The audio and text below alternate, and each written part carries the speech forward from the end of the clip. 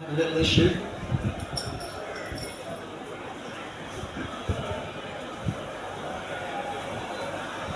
Well, it does give Mikel Arteta the chance to take stock.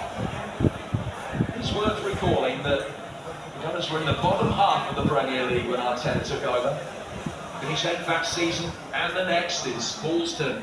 Trust the... I think there's probably one or two positions he'd like to strengthen. There's areas where they can improve and get better.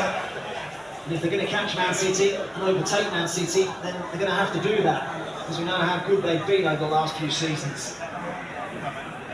But there has been progress.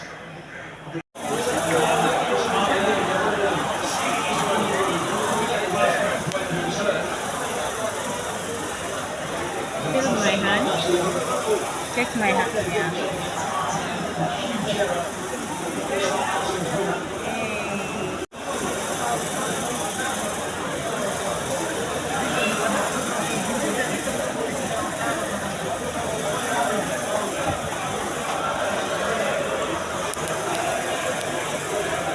Well, only seconds left in Manchester, and this is the situation with 2-point lead for Manchester.